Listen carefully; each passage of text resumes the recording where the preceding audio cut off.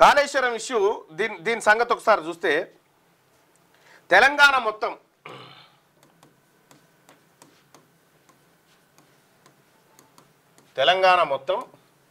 60% మంది వ్యవసాయం మీద ఆధారపడ్డారు. 60% మంది వ్యవసాయం మీద డైరెక్ట్గా ఇండైరెక్ట్, వ్యవసాయ కూలీలు అన్ని అంతా డైరెక్ట్ ఇండైరెక్ట్ దీని మీద ఆధారపడ్డారు. అయితే ఇందులో రకరకాలుగా చెరువులు, కాలువలు, ఆ తర్వాత బోర్లు ఇవన్నీ ఉన్నాయి, బావులు అన్నీ ఉన్నాయి. అయితే సమైక్య రాష్ట్రంలో ఉన్నప్పుడేమో ఈ చెర్లు, నీళ్లు ఇవన్నీ ఎండిపోయి ఆత్మహత్యలు చేసుకునేది మన జనం. తెలంగాణ రాష్ట్రం ఏర్పడిన తర్వాత చివరిగా ఏం జరిగిందంటే తెలంగాణ గడిచిన 10 ఏళ్లలో కాళేశ్వరం కోసం 1,50,000 కోట్లు ఖర్చు చేశారు. 1,50,000 కోట్లు ఖర్చు చేస్తే అది ఎందుకు కాకుండా పోయింది. ఇక శ్రీశైలం లెఫ్ట్ బ్యాంక్ కెనాల్కు 42 సంవత్సరాల కింద మొదలైతే ఇంకా 10 కిలోమీటర్లు దొవ్వలే, 44 కిలోమీటర్లు దొవ్వాల్సినటువంటిది ఇది. ఒకవేళ 42 సంవత్సరాల కింద మొదలుపెట్టిన ఎస్ఎల్బీసీ ప్రాజెక్టు పూర్తయి ఉంటే నల్గొండ, యాదాద్రి మరియు సూర్యాపేట జిల్లా సస్యశ్యామలమయ్యేటి.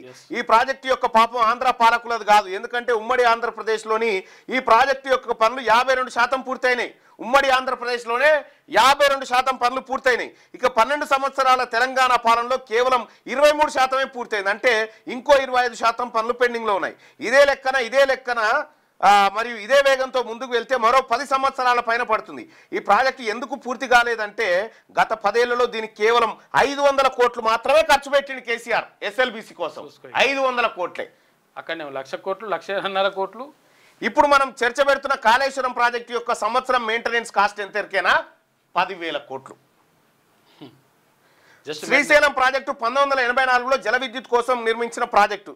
ఈ ప్రాజెక్టు ద్వారా శ్రీశైలం రైట్ బ్యాంక్ కెనాల్ ద్వారా పోతిరెడ్డిపాడు నుంచి ఆంధ్ర రాష్ట్రం వాళ్ళు రాయలసీమకి 100 టీఎంసీల నీళ్లు తీసుకుపోతుంటే మనం చూస్తూ ఉన్నాం. కానీ 42 సంవత్సరాల క్రితం మొదలుపెట్టిన ఎస్ఎల్బీసీ మాత్రం పూర్తి చేయము. ఈ 42 సంవత్సరాల క్రితం మొదలుపెట్టినటువంటి ఎస్ఎల్బీసీకి సంబంధించింది చూస్తే 50 నుంచి 100 టీఎంసీల నీరు 50 నుంచి ఎస్ఎల్బీసీ ద్వారా 50 నుంచి 100 టీఎంసీలు 100 టీఎంసీల నీరు ఇవాళ ఉమ్మడి నల్గొండ జిల్లాకు వచ్చేది. ఆ ఉమ్మడి నల్గొండ జిల్లాలకు ఇప్పుడు సూర్యాపేటకు నీళ్లు నేను కాళేశ్వరంకి ఎంత ఎత్తా, తుంగతుర్తి నీళ్ళు ఇవన్నీ ఏం లేదు. ఎస్ఎల్బీసీ 10 మీటర్ల తొర్ర కొడితే ఇవన్నీ సస్యశ్యామలమయ్యేటి. దీనికి 1000 కోట్లు పెట్టకుండా దానికి 1,50,000 కోట్లు పెట్టిండు. ఇక ఇదే దీంట్లో పాలమూరు రంగారెడ్డి ప్రాజెక్ట్ అని ఉంది. ఇది కూడా కాళేశ్వరం టైంలోనే ప్రారంభం చేసిరు. దీని యొక్క ఎస్టిమేషన్ కాస్ట్ ఎంత అంటే 30,000 కోట్లు. కాళేశ్వరం ఏది పాలమూరు రంగారెడ్డి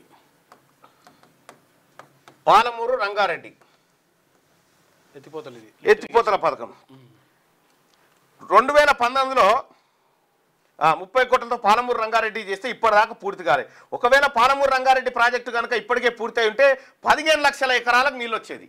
15 లక్షల ఎకరాలకు. పాలమూరులో రైతుల ఆత్మహత్యలు ఆగేవి, నల్గొండలో రైతుల సమస్యలు తీరేటి. ఈ 2 చేస్తే ఎస్ఎల్బీసీ, పాలమూరు రంగారెడ్డి ఈ 2 పూర్తయితే మొత్తం మహబూబ్ నగరు, ఆ తర్వాత నల్లగొండ, కొంత పాటు ఖమ్మం సస్యశ్యామలం అయిపోయేది. ఈ కాళేశ్వరం ఈ కథనే లేదు. ఇక దక్షిణ తెలంగాణ నుండి ప్రవహిస్తున్న కృష్ణానదిపై తెలంగాణలో పూర్తిగా ఉన్న ఏకైక ప్రాజెక్టు జూరాల. ఆ ప్రాజెక్టు కెపాసిటీ 17 టీఎంసీలు.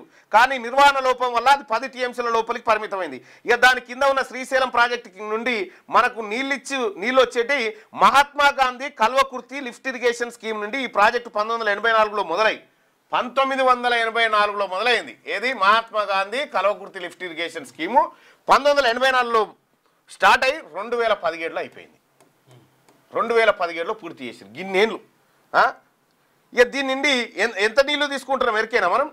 ఇక్కడ పోతిరెడ్డిపాడు నుంచేమో ఏపీ,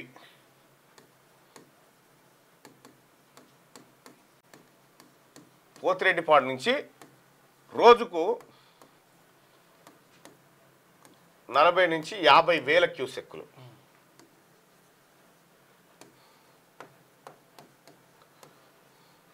ఇక్కడ Mahatma Gandhi Kalwakurthy lift scheme Mahatma Gandhi Kalwakurthy lift irrigation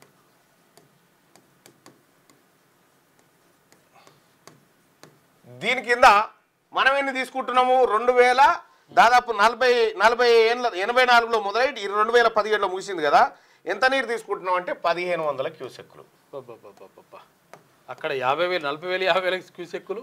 మొన్నటి వాస్తవానికి 1500 క్యూసెక్కులు ఇటు పోవాల్సిండే, 40,000 క్యూసెక్కులు ఇటు రావాల్సిండే. మనం తీసుకుంటుంది అది. ఇక ఈ పోతిరెడ్డిపాడు ద్వారా పోయేటువంటి 40 నుంచి 50,000 క్యూసెక్కులతోని మన హైదరాబాద్లో ఉన్నటువంటి హిమాయత్ సాగర్, ఉస్మాన్ సాగర్ ఒకటే రోజులో నింపొచ్చు. ఒకటే రోజుల వాటితోటి ఈ 2 జలాశయాలు నింపొచ్చు. సంవత్సరం మొత్తం నీళ్ళు ఇస్తుండే అది. ఇక నల్గొండ జిల్లాలో 25% ప్రాంతానికి కూడా నీరు అందట్లేదు వీటితోటి. ఇక కృష్ణా బేసిన్లో ఉమ్మడి ఆంధ్రప్రదేశ్లో 69, తెలంగాణలో ఉంటే 2004లో బ్రిజేష్ కుమార్ ట్రిబ్యునల్ ప్రకారం మహారాష్ట్రకు 560 టీఎంసీలు, కర్ణాటకకు 700 టీఎంసీలు, ఉమ్మడి ఆంధ్రప్రదేశ్కి 811 టీఎంసీలు దక్కాయి. అందులో నుండి ఒక్కో రాష్ట్రం వాటా కింద 5 టీఎంసీల చొప్పున 15 టీఎంసీలు మద్రాసు నగరానికి కేటాయించారు. ఈ 811 టీఎంసీలలో తెలంగాణకు కేవలం 299 టీఎంసీలు మాత్రమే కేటాయించారు. కానీ ఆంధ్రప్రదేశ్కు వీళ్ళకేమో 512 టీఎంసీలు కేటాయించారు. మనకేమో 299 టీఎంసీలు సంతకం పెట్టొచ్చు కేసీఆర్. ఇక్కడ వీళ్ళ పరివాహక ప్రాంతం ఎంత అంటే 31% పరివాహకం, ఇక్కడనేమో 69% పరివాహకం. పారుదల మన దాంట్లో, నీళ్ళు ఎత్తుకపోడు వీళ్ళ దాంట్లో. 550 టీఎంసీలు ఇక్కడ రావాలి, 250 టీఎంసీలు అక్కడ పోవాలి. కానీ అంత మొత్తం చేయాలి. శ్రీశైలం ప్రాజెక్టు వాస్తవానికి 308 టీఎంసీలు. అది 308 టీఎంసీల కెపాసిటీ. 2017లో లెక్కలు తీస్తే ఎంత మిగిలిందని లెక్కలు తీస్తే 215 టీఎంసీలకు వచ్చింది. అది అంటే దాదాపు 100 టీఎంసీల మట్టి పోయింది. మట్టి ఉంది ఇప్పుడు దాంట్లో. ఇక 2019 కల్లా ఎంతకు వచ్చింది దరికేనా దీని టీఎంసీ సామర్థ్యం 185 టీఎంసీలకు వచ్చింది. తగ్గిపోతూనే ఉంది మట్టి వేరకపోయి. ఇప్పుడు ఇది జరిగి కూడా 6 ఏళ్ళ. అంటే ఇప్పుడు 2025 నాటికి శ్రీశైలం ప్రాజెక్టు 150 టీఎంసీలకు వచ్చి ఉంటుంది నాకు తెలిసి. 150 308 ప్రాజెక్టు టీఎంసీల ప్రాజెక్టు 150కి వచ్చింది. అంటే సగానికి వచ్చింది. 150 టీఎంసీలు ఖాళీ మట్టెత్తి పోస్తుంటది. మట్టెత్తి పోస్తే 150 టీఎంసీలు వస్తుంది. అగో అది చేయలే. ఇక నాగార్జున సాగర్ విషయానికి వస్తే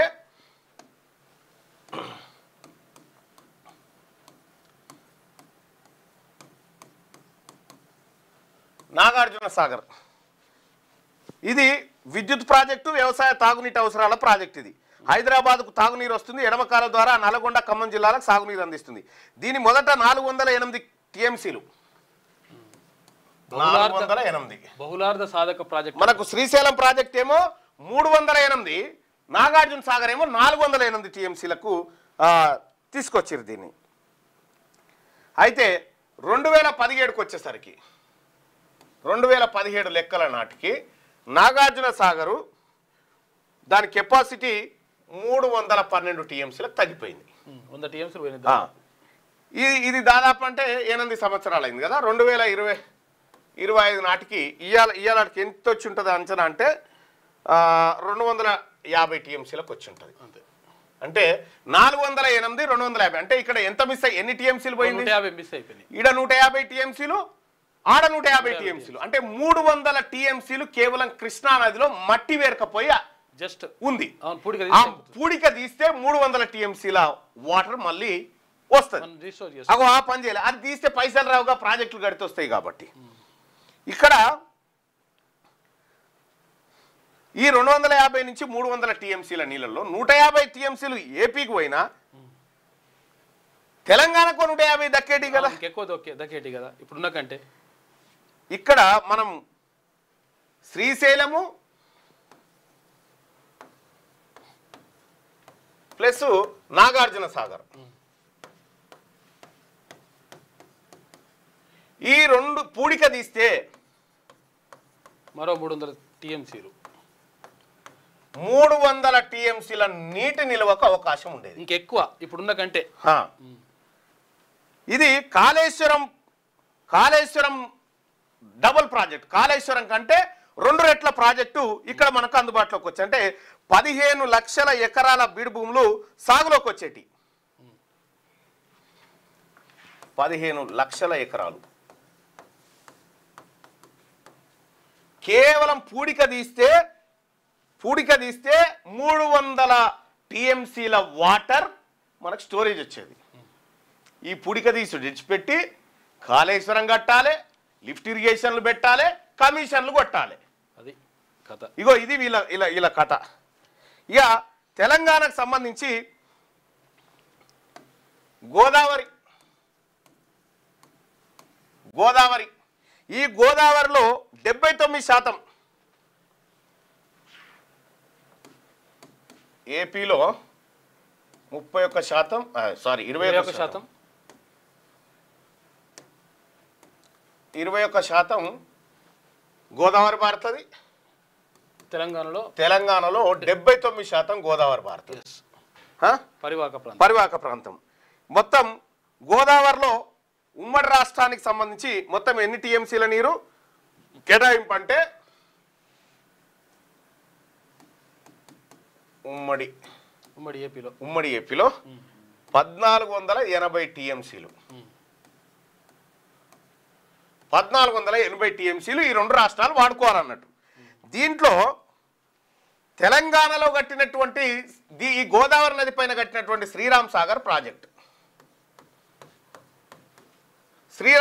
ప్రాజెక్ట్ దీని కెపాసిటీ 300 టీఎంసీలతో మొదలైంది అంతే.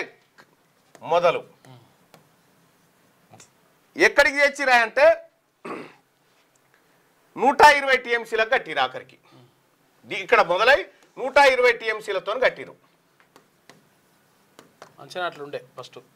ఒకవేళ ఇది 300 టీఎంసీలు కనుక ఉంటే ఇలా కాళేశ్వరం అనే ప్రాజెక్టే అవసరం లేదు. ఇక దీని మీద బాబ్లీ కట్టిరు కాబట్టి ఇక ఇది ప్రమాదంలో పడ్డట్టే. బాబ్లీ మహారాష్ట్ర. ఇప్పుడు శ్రీరామ్ సాగర్ ప్రస్తుతం 2017 నాటికి ఈ 120 ఎంతకు వచ్చిందంటే 90 టీఎంసీలకు వచ్చింది. ఈ 90 టీఎంసీలది కూడా బాబ్లీ కారణంగా ప్రమాదంలో ఉంది. బాబ్లీ దెబ్బ దీనికి. ఓకే, ఎందుకంటే వాళ్ళు బాబ్లీకి సంబంధించినటువంటి ప్రాజెక్ట్ సంబంధించి ఎత్తు పెంచుకున్నారు. ఎత్తు పెంచుకుంటే అక్కడ నీళ్ళు ఆగిపోయినాయి, మన నీళ్ళు తక్కువ వచ్చినాయి.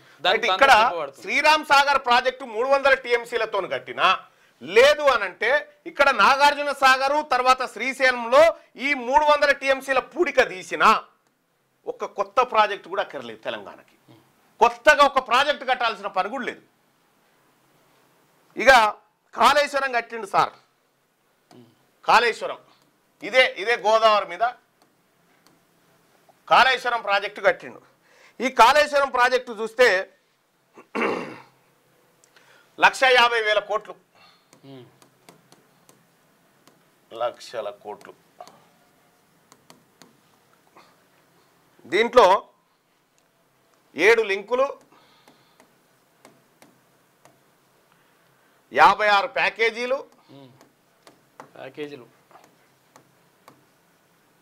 14 రిజర్వాయర్లు,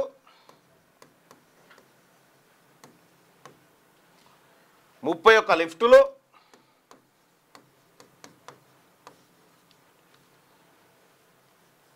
1832 కెనాల్స్. ఇది కాళేశ్వరం 2019 జూన్ 21న ప్రారంభమైంది. సూపర్ డూపర్ అన్నాడు అప్పుడు. సూపర్ డూపర్ అప్పుడు ప్రారంభమైంది. అయితే ఈ ప్రాజెక్టు ఇప్పటి వరకు ఇంత పెద్ద 1,50,000 కోట్లతో కట్టినటువంటి ప్రాజెక్టు తోటి ఇప్పటి వరకు ఎన్ని ఎకరాలు బారిచ్చిరయ్యా కొత్తగా అంటే 40,000 ఎకరాలు. 1,00,00,000 ఎకరాలు అన్నాడు కాక. 40,000 ఎకరాలు మాత్రమే దీని నుంచి బారిచ్చిరు. ఆడ 300 టీఎంసీల పూడిక తీస్తే 15 లక్షల ఎకరాలు మారేది. అది కాదే. ఇక్కడ ఈ కాగ్ రిపోర్టు నాది కాదు, అంటే ఈ కాళేశ్వరం ప్రాజెక్టు పైన కాగ్ ఏం చెప్పిందంటే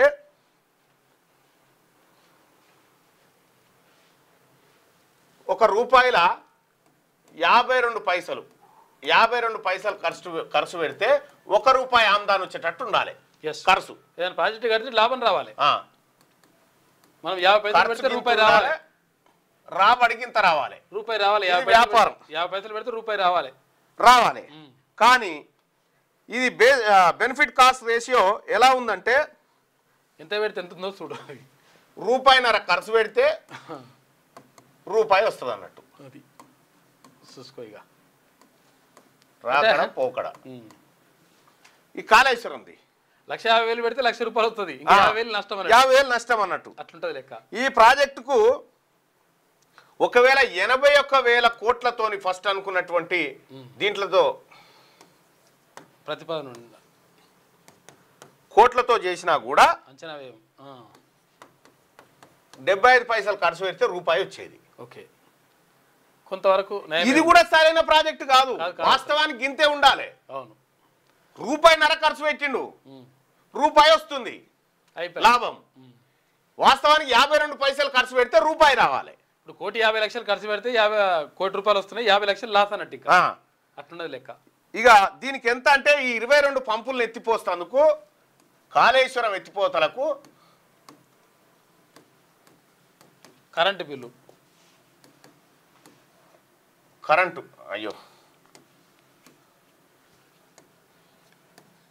కరెంటు బిల్లు ఎంతరికేనా ఎన్ని యూనిట్లు కాలుస్తుంది అని అంటే 8,500 మెగావాట్లు. 8,500 మెగావాట్లు. తెలంగాణలో స్థాపిత సామర్థ్యం అంటే కరెంటు సామర్థ్యం ఎంత అంటే 17,500 మెగావాట్లు ఉంది. అంటే దాదాపు సగం. ఒక్క కాళేశ్వరం నీళ్ళు ఎత్తిపోయేందుకే 8,500 మెగావాట్లు కావాలి. అంటే ఇది 14,344 మిలియన్ యూనిట్స్, అంటే 1,435 కోట్ల యూనిట్స్ విద్యుత్ అవసరం అవుతుంది. అంటే ఒక సంవత్సరానికి కాళేశ్వరంలో ఎత్తిపోతల కరెంటు బిల్లు ఎంత అంటే 10,375 కోట్లు కట్టాలి. కరెంటు బిల్లే, జస్ట్ కరెంటు బిల్ 10,375 కోట్లు కట్టాలి. ఈ 40,000 ఎకరాలకే మళ్ళీ ఇప్పటిదాకా ఈ 40,000 ఎకరాలు చూసిరు కదా, దానికే. ఇక దీని మెయింటెనెన్స్ కాస్ట్ సంవత్సరానికి మళ్ళీ ఒక 500 కోట్లు, మొత్తం కలిసి 10,875 కోట్లు. 10,875 కోట్లు ఏడాదికి కాళేశ్వరం మీద మనం ఖర్చు పెట్టాలంటుందంట. దీంట్లో ఎస్ఎల్బిసికి ఈ ఒక్క ఏడాది కరెంటు బిల్ ఇస్తే ఎస్ఎల్బిసి పూర్తయ్యేది. ఎస్ఎల్బిసి మొత్తం పూర్తయ్యేది ఒక్క ఏడాది కరెంటు బిల్ ఇస్తే. ఇక గిది చేయలే. ఇప్పుడు చెప్తా ఉన్నారు ముఖ్యమంత్రి గారు 2027 కల్లా ఈ ప్రాజెక్టును పూర్తి చేయాలి అనేటువంటి మాట చెప్తా ఉన్నారు. నేను అడుగుతా ఉన్నా 9 కిలోమీటర్లు ఇక్కడ ఏది కొడంగల్ లిఫ్ట్ ఇరిగేషన్ ప్రాజెక్టు మొదలుపెట్టిన ప్యాకేజీలు ఎవరికి రాఘవ కన్స్ట్రక్షన్స్ పొంగులేటి శ్రీనివాసరెడ్డికి వాళ్ళకి వీళ్ళకి ఇచ్చేసుకుంటూ వచ్చినావు కదా. ఈ ఎస్ఎల్బిసి ఇస్తే ఈ కాంగ్రెస్ పార్టీ ఈ నల్లగొండలో ఉన్నటువంటి కాంగ్రెస్ పార్టీ నాయకులు ఈ జానారెడ్డి బీనారెడ్డి అంతా ఎంకారెడ్డి ఈ తూట్ పాలిష్ గారు చెప్పే ముచ్చట ఏంటంటే ఏళ్ళ నుంచి చెప్పేది ఇదే, ఎస్ఎల్బిసి పూర్తి చేస్తాం. కేసీఆర్ పోయి కూడా కుర్చేసుకొని కూర్చొని తవ్విపిస్తే ఎవడు ఆపుతుంటాడో, ఎవడు ఆపిండు దీన్ని, ఏం కదా. ఎస్ఎల్బిసి 40 సంవత్సరాలు దాటిపోయింది, ఇంకా 10 కిలోమీటర్ల టన్నల్ పెండింగ్ ఉంది, దాన్ని చేయరు. పెద్ద లీడర్లు ఉన్నారు, పెద్ద లీడర్లు. కేవలం ఎస్ఎల్బిసి పేరు మీద 10 ఎలక్షన్లు గెలిచిరు, 10 ఎలక్షన్లు నాయకులు చెప్పుకొని గెలిచిరు. వీళ్ళది ఏం పోయిందా? ఈ కాళేశ్వరం ప్రాజెక్టు పేరు మీద కేసీఆర్ కుటుంబం దోషింది. ఇటు ఈ కృష్ణానది పైన ఈ నల్గొండలో ఉన్నటువంటి రెడ్డి లీడర్లంతా దాని పేరు చెప్పి ఇది దోషిరు.